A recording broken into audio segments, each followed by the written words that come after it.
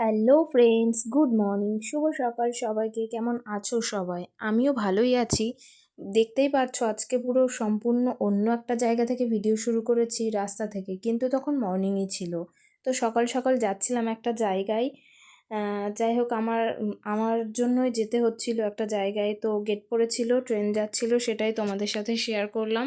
আর সেদিনকারের মতো, সেদিনটা ছিল শনিবার, আজ থেকে প্রায় 18-20 দিন আগের ভিডিও।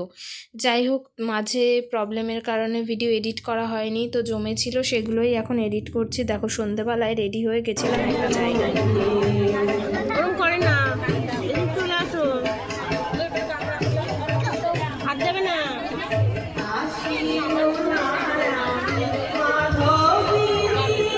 ওটা ছিল আমার শ্বশুরবাড়ির কাছাকাছি একটা জায়গায়। কীর্তন হয় রোজই সন্ধেবেলা করে।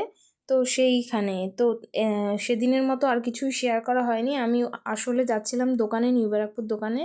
তো যাওয়ার পথে ওইখান দিয়ে আমার শাশুড়ি আর ওনার এক বান্ধবী যাচ্ছিল। তো ওনাদের সাথেই আর কি যাচ্ছিলাম। যে ওখান থেকে আমি দোকানে চলে গেছি। তারপরে দেখো, পরের দিন সকালবেলায় ছাদে এসেছিলাম গাছে জল দিতে। আর দেখো, গাছটা, পেছনের কলকে ফুল গাছটা কেমন হলুদ হলুদ হয়ে আছে, কারণ ফুলগুলো সব রয়ে গেছে।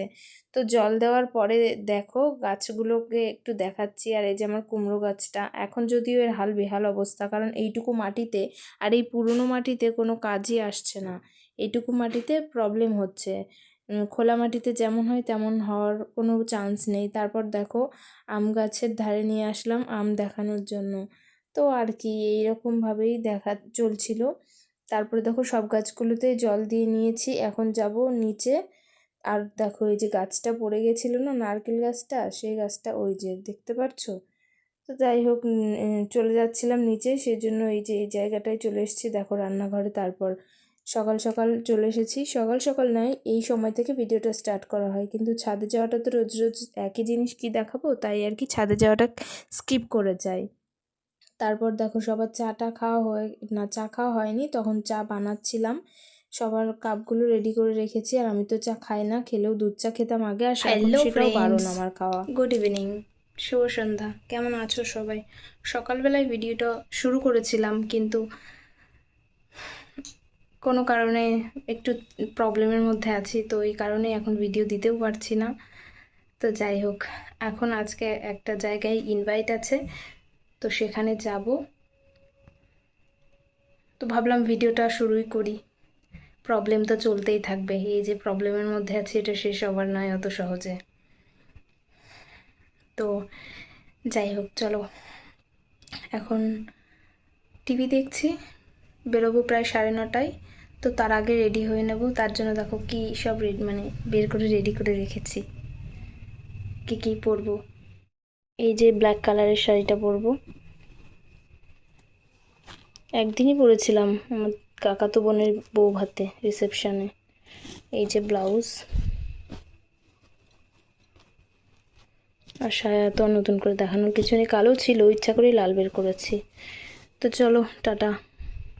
যে দেখো, সব জুয়েলারি,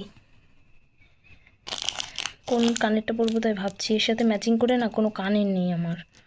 আর এই আংটিটা কিনেছিলাম, আংটিটা পরে নেবো ওখানে। এটাও পরিনি, একদিনই জাস্ট পরেছিলাম আমার বিয়েতে, তারপর আর পরা হয়নি। আর এটাও একদিনই পরা হয়েছিল, এক সরস্বতী পুজোতে। তো চলো, আর এটা বের করে রেখেছিলাম, খিদে পেয়েছে, খাবো তাই। তো যাচ্ছিলাম, তো ওই যে বারাসাত একটা দিদির ছেলের অন্নপ্রাশন বলছি, জন্মদিনে 10 বছরের বার্থডেতে। তো তার জন্য দেখো, শাড়ি টাড়ি পরে আমি রেডিও হয়ে নিয়েছি, যেহেতু প্রচুর গরম লাগছে তাই এইভাবে গুজে রেখেছিলাম। আর একটু ভিডিও করছিলাম, শর্ট ভিডিও 2-1টা করেছিলাম। তো বাড়িতে সেই সময় প্রচুর পরিমাণে অশান্তি চলছিল, যার কারণে আর কি সেভাবে ভিডিও করার সুযোগ পাচ্ছিলামও না। তো যাই হোক, মানে মন মেজাজ ভালো না থাকলে কি আর ভিডিও করতে মনে চায়? সে যাই হোক না কেন, এসব কথা এখন না বলাই ভালো, কখন কোথা থেকে কি হয়। তারপরে দেখো, ওখানে পৌঁছেও গেছি। তারপরে আমার কাছে এই ভিডিওটা ছিল না, একটা বৌদির কাছ থেকে কালেক্ট করে নিয়েছি, কারণ আমাদের যেতে যেতে প্রায় 10:30 তো বেজেই গেছিলো। না, 10টা হয়তো বেজেছিল। তো কেক কাটিং তো আর অত রাত পর্যন্ত অপেক্ষা করে বসে থাকবে না আমাদের জন্য। তো কেক কাটিং অনেক সন্ধ্যেবেলায় হয়েছিল, বৌদিটার কাছ থেকে ভিডিওটা কালেক্ট করে নিয়েছিলাম। আর আমরা এই যে দেখো চলে গেছিলাম, তো একটু ভিডিও করে নিচ্ছিলাম। যাই হোক গেছি যখন সাজুগুজু করে একটু ভিডিও না করলে কি হয়, তো তাই আর কি। তারপরে দেখো ওই যে সবাই আছে, আর এইখানে দেখো ওই যে রাখিদি আর ওই যে মাঝখানে যে বাচ্চাটা বসে আছে না, ওরই বার্থডে ছিল, ও দিদির ছেলে। আর দেখো স্টলে অনেক কিছুই বসিয়েছিল, বেবিকর্ন, তারপরে কাবাব, তারপরে আরও ছিল মকটেল, ফুচকা, কফি, আইসক্রিম, পান, তো অনেক কিছুই ছিল। যেহেতু আমাকে ডাক্তার খেতে বারণ দিয়েছে, তো আমি সেরকমভাবে বিশেষ কিছুই খাইনি, আর খাওয়ার কেন জানি না ইচ্ছাও করছিল না। দেখো ডেকোরেশনটা বেশ ভালোই হয়েছে, আমরা একটু ছবি তুলতে যাচ্ছিলাম ওখানে। আর তারপরে ওই ঘরটার মধ্যে দেখো এসি রুমের মধ্যে সব মাসির বাড়ির সব মাসিরা, তারপরে বড় মাসির মেয়ে, যেহেতু বড় মাসির মেয়ের ছেলের জন্মদিন, তো বড় মাসির বাড়ি থেকে অনেকেই এসছে, তারাও সবাই বসেছিল, বসে গল্প টল্প করছিল। আর দেখো মকটেল কাউন্টারটা কেমন সাজিয়েছে সেটা তোমাদের সাথে শেয়ার করছি আর কি। তারপর আমি নিয়েছিলাম একটু জলজিরা, আমি তো এমনি কোল্ড ড্রিঙ্কস পছন্দ করি না, তো মকটেল কোল্ড ড্রিঙ্কসের মধ্যেই আমি মনে করি। অনেকেই এটা আবার বলে যে না না, যাই হোক আর কিছুই খাইনি, জলজিরাটাই খেয়েছিলাম আর কয়েকটা ফুচকা খেয়েছিলাম। তো যাই হোক তারপরে এই যে বলছিলাম না যে বৌদির কাছ থেকে আমি কালেক্ট করেছি, এই যে হচ্ছে সেই বৌদিটা। তো উনি বললো আমাকে একটু ভিডিও করো, আমি ফুচকা খাচ্ছি। মানে ওরও চ্যানেল আছে, ও ভিডিও করে। তো যাই হোক তো আমাকে খাইয়ে দিচ্ছিল, তো সেটাও একটু ভিডিওর মধ্যে তুলে নিলাম।